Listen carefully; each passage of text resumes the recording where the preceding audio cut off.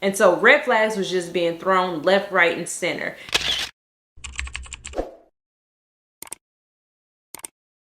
Hey y'all, welcome and/or welcome back to my channel. My name is Janae, if you didn't know, and today's video is another true crime episode. So if you're ready, let's go. Okay, so these are the nails that I did the other day. I really don't know, there was no inspiration. This one just came from my own thoughts, I guess. And I really just was trying to find something that went well with purple because I knew I wanted the purple.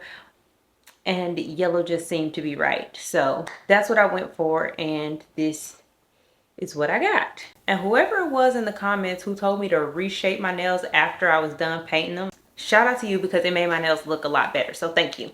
But yeah, that's all I have for the intro today. So let's go ahead and get right into the case. And if you've been here for a little minute now, then you already know that we're going from the top to the bottom of America in alphabetical order. So from Alabama to Wyoming, and today we are in New Hampshire. And we're gonna start off by talking about a young man named Jonathan Amaralt. And Jonathan was the only child born to his parents, Kenneth and Justine, on January 27th, 1995 in Rangeley, Maine. And his early childhood or his early years wasn't discussed much, but it is noted that he was raised in Milford, Maine, and he went to Milford High School. And while he was there, he did something that baby I could never do. He participated in track and cross country. And not only did he participate in these sports, but he was the captain of both. And like I told y'all, I could never do this. As a matter of fact, I tried. I joined the track team when I was in high school, and guess what? I quit within a week because they made me run up and down a hill. It just wasn't for me. Anyways, after graduating high school in 2013, Jonathan would go on to go to the Rochester Institute of Technology, from which he graduated with honors in 2018 with a bachelor's degree of science in biochemical engineering. And Jonathan was an avid outdoorsman. Hiking, skiing, riding ATVs, fishing, whatever it was that was outside, Jonathan was into it. So it's not surprising that once he moved to Keene, New Hampshire, to take a job as a biomedical manufacturing engineer at a place called Teleflex, he decided to take advantage of everything that nature had to offer him in New Hampshire. And he ended up climbing all 48 mountains, in addition to the 18 that he had already climbed. So in total, across the whole region, Jonathan had climbed 66 out of the 67 mountains. It's said that he was enthusiastic, sweet, loving, and funny to all of his family and friends. But at work, at Teleflex, oh, it was all business. He was serious and focused. Very professional. But one of the other employees who also worked at Teleflex would get to see this other enthusiastic, fun-loving side of John when he was put on a work project that would have him working with one of the machine operators. And that machine operator was Brittany Barone. And he and Brittany had an immediate attraction to one another. However, they kept it real professional and real cute at work, because not only was it the professional thing to do, but also because Brittany was married and she really wasn't on none of that for real. It was like a look but don't touch type of thing with her. Now, Brittany and her husband Armando Barone, they had grew up together in New Mexico and had been together since they were teenagers. And when Brittany was just 18 years old, this is when she and Armando would tie the knot. And together they would end up having 3 little girls. Now, it wasn't clear to me if they decided to move prior to having kids or during or after they had all 3 of their kids. But at some point, Brittany and Armando moved from New Mexico to Jaffrey, New Hampshire. And it is here where Brittany would get her job as a machine operator at Teleflex, and Armando would become a stay-at-home dad. And the move appeared to be a good one. Brittany got a good job. The kids were well taken care of with Armando. They were thriving. Everything was good, except for the fact that over time, Brittany started to fall out of love with Armando. And by 2019, the marriage was clearly strained. But Brittany did try. She tried to push through and she tried to make it work, but it just was a no-go for her. And by September of 2020, the 12th to be exact, Brittany just knew that it was over for her and Armando. And she decided to let Armando know that it was over for them as well. So she goes to Armando and she tells him like, look, I love you. You are the father of my children. We've been together since we was tiny tights, teenagers, little young bucks, right? We in our 30s now. And I still love you. I got love for you. I'm just not in love with you no more. And she went on to say that she would never take their kids from Armando and that she was still willing to raise the kids with him and that they could sit down and figure out whatever co-parenting schedule works best for them. But it was just over for them. And she told him that she wanted a divorce. And naturally, Armando did not take this well. This was the mother of his children, his wife, his teenage love. He just wasn't feeling it at all. But instead of expressing those emotions to her verbally, he decided to express those emotions to her physically and proceeded to assault, attack, and brutalize Brittany. Not only did he hit her, he choked her as well. And I'm just gonna go out on a limb here and say that if he was trying to change her mind, this was the wrong way to do it. I'm almost positive that this made her more inclined to want to leave. In fact, this attack pushed Brittany so far to the left that she went to work and she made her attraction known to Jonathan. She told him, like, look, I think you look good.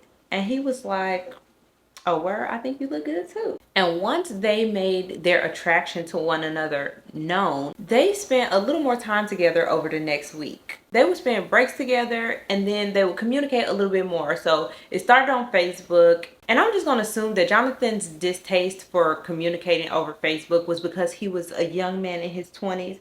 And so they went from Facebook to texting. But then texting would prove to be a problem because Brittany was still married. Despite the fact that she had already told Armando that she wanted a divorce, she still didn't want him to just come across text messages in her phone. So she was like, yeah, no, can we do something else because text ain't gonna work for me. And so they ultimately decided that Snapchat would be the best way for them to communicate because the messages delete after 24 hours. And this seemed to be the best option for both of them. So keep in mind that everything is happening within the span of a week. So Brittany go to work. She tells Jonathan she's attracted to him. Jonathan is like, yeah, I think you cute too. They start communicating a little more. And then on that Wednesday, September 16th, Brittany and Jonathan decided to go to a park together after work. So after they got off, Jonathan drove him and Brittany to a park that he was familiar with. And while they was at the park in the car talking, Brittany basically told Jonathan that she really can't offer too much to him right now. The only thing that she can offer at this very moment is friendship because they didn't really know each other. All they had was a work relationship at this point, but she was willing to get to know him. And Jonathan was like, okay, cool. He knew that she was married, but she had also made it clear to him that she did not want to be with her husband no more and that she had already asked him for a divorce. And Jonathan was cool with this. He was like, all right, I understand your situation. I understand that we're attracted to one another, but you know, we could take it slow. We could just get to know each other for right now. So after they talk, Jonathan drives them back to Teleflex. And this is when Brittany do something that not only surprises John, but it surprises her as well. She kissed him. And this was just a peck, super quick, no tongue, nothing like that. But it flustered Brittany. She didn't think she would do that. And so she hopped out the car and ran away. Pretty much like a little schoolgirl who just had her first kiss. And even though it was a little awkward and embarrassing for her, she got over it. Because later that same week, on Friday the 18th of September, they took a break together again. This time, Jonathan kissed her. It was a little bit longer and it was a little bit sweeter, but it was still not too much. Now fast forward to the next day, Friday, September 19th, 2020, Brittany and Armando are at home doing whatever it is that they do. And Armando goes through Brittany's phone. And he don't only go through the text messages. He starts going through her social media, being a little snoopy whoop.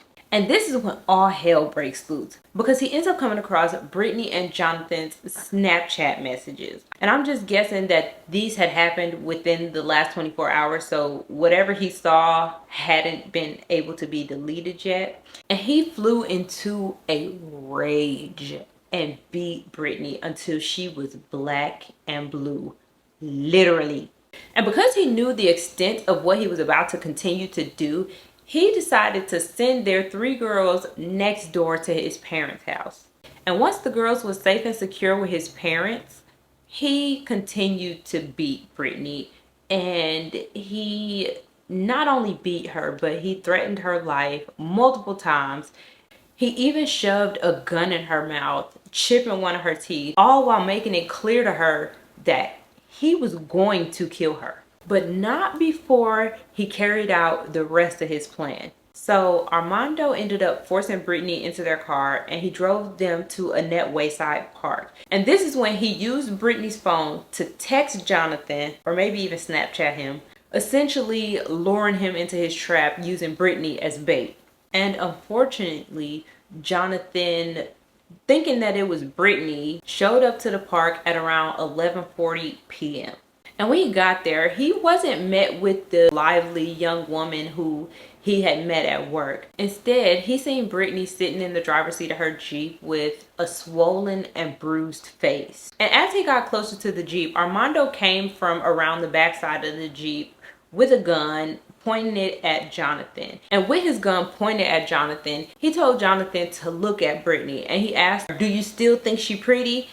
And Jonathan, he said, "Yeah, he do." And after Jonathan answered, Armando proceeded to brutally beat John. And as he was beating him, Jonathan was pleading for his life. And just when Brittany and Jonathan thought Armando was done, he instructed Brittany to shoot Jonathan. He handed her the gun and told her, "Do it. Shoot him now."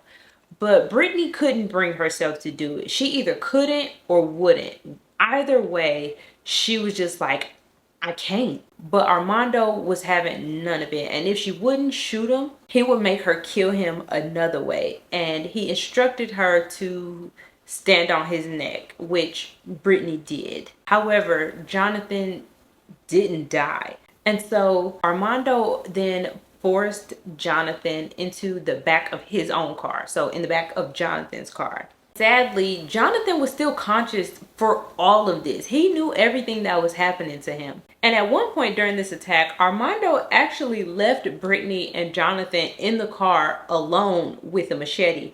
And while they was in the car by themselves, Jonathan pretty much begged Brittany to grab the machete and kill Armando. Unfortunately, she was too scared, and she just didn't think that she would kill him with the first blow. And if she had sliced him with a machete and didn't kill him, she just knew that Armando was gonna kill her and Jonathan. At least at this point, they were both still alive and maybe still had a chance. But when Armando got back in the car, he ended up shooting Jonathan 3 times. And after he shot John, he instructed Brittany to drive John's car back to their house with John in the trunk and with him following her in their Jeep. And he said that they was heading back to the house to get camping supplies. And on the way back to their house, Brittany realized that Jonathan wasn't dead. She actually heard him groaning while she was driving back to the house. But unfortunately, though, after she had got done packing the camping gear into the car, Jonathan's groans had ceased. And it was at that point that she realized that he had passed away. And so now with the camping gear all packed up and John dead in the back of his car, Armando instructed Brittany to drive 4 hours north to Amaralt. The whole time while she was driving to Amaralt, Armando would not only be trailing her in their Jeep, but he will also have her on the phone. And at any point, if any one of their phones dropped service, he would call her right back. Like, he wasn't playing those games. And after 4 hours, they made it to Amaralt, where they set up a campsite, and Brittany was instructed to do a list of things over the next couple of days. And while Brittany was completing her tasks, Armando was going to leave her there. And he was going to go home, take care of the kids, give them an alibi, and go to the store. And while he was at the store, he was going to grab a couple of essentials, like, you know, a shovel, some cement, tarp, stuff like that, so that they could effectively get rid of Jonathan's body. Oh, but trust and believe that he was going to come back to make sure that she had completed her tasks. But before he left to go do what he needed to do, he wanted to make sure that Brittany completed at least one task, well, two tasks on her list of things to do.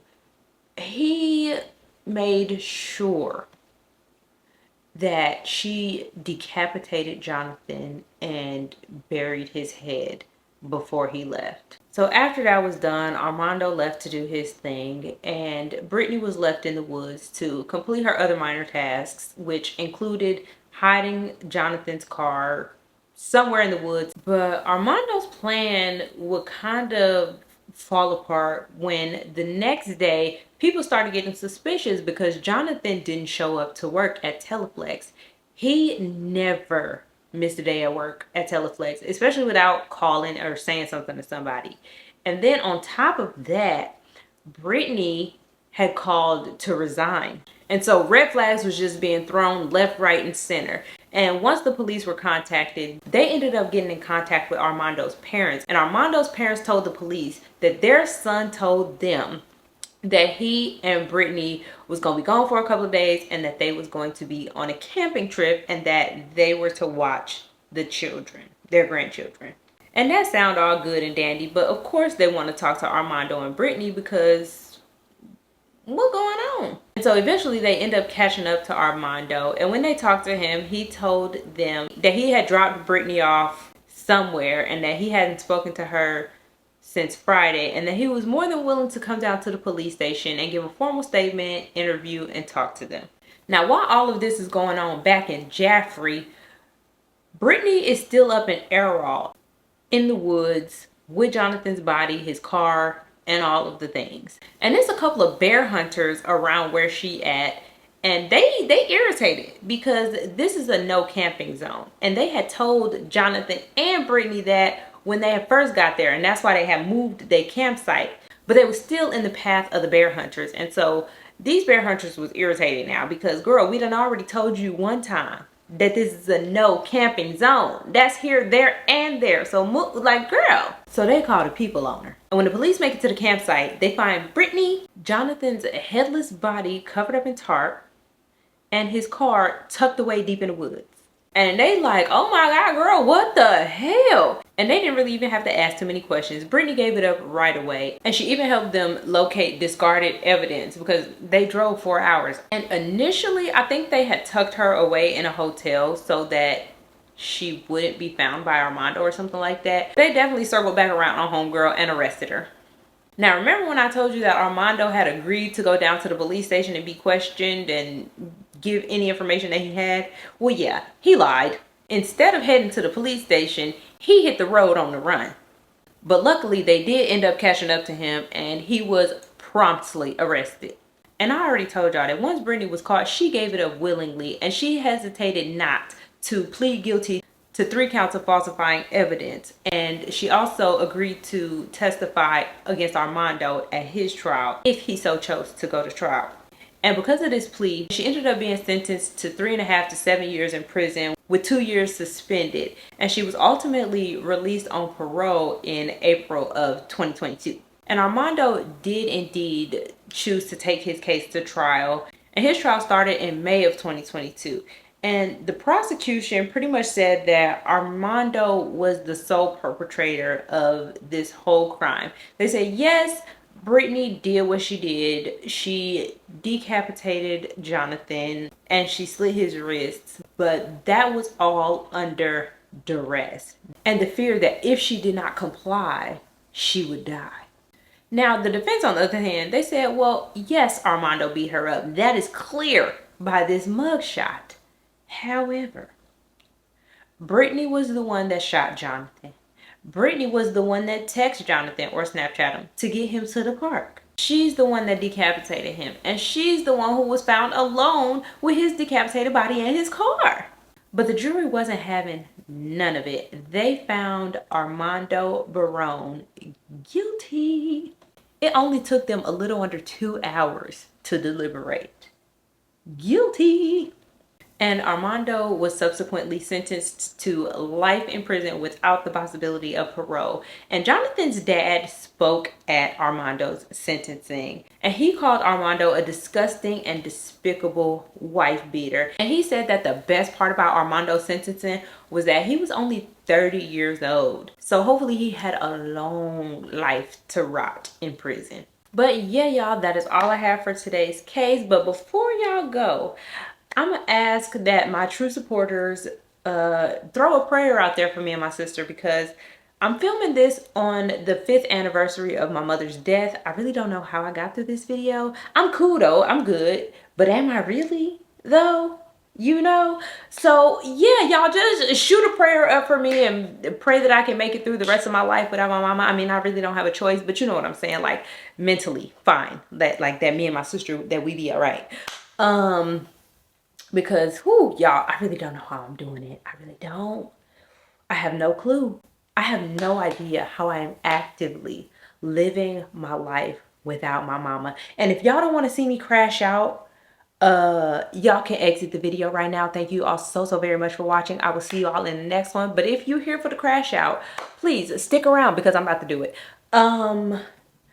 I have lived the past 5 years without my mama, and I cannot believe it. I don't even know what I'm feeling right now. I don't feel sad.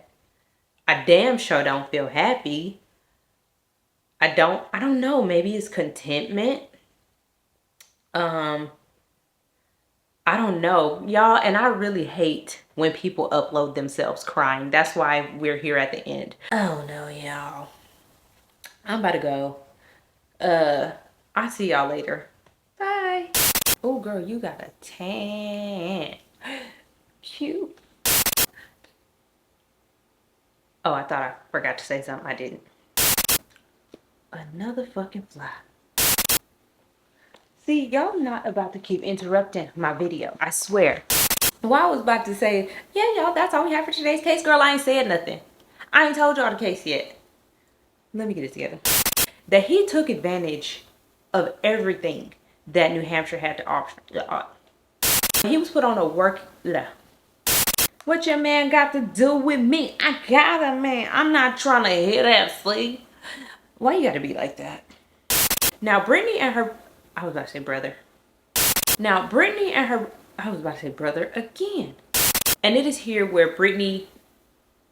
It is here where Brittany... See, I could write a whole script, but then I'm not gonna follow it. Jesus! Hello? Hey, girl. Hey, bitch. What you doing? Recording a video. Say hi to the people. Hi, people. No, that was it. It was just cute. I followed instructions. Yeah, you did good. You did good. Okay, perfect. You want me to call you back? Yeah. I'll call you when I'm done. Okay, All right. That's my best friend, y'all. And she went on to say that she would never take her kids from... No, they kids. And this was just a peck. No tongue. No, wait. Y'all, I just fell out my chair. I had to change my battery, and it's charged, like the other battery is charging right here. And I tried to reach. I didn't make it. He hit the road on the run. Beyonce. And she would ultimately build... Bleh.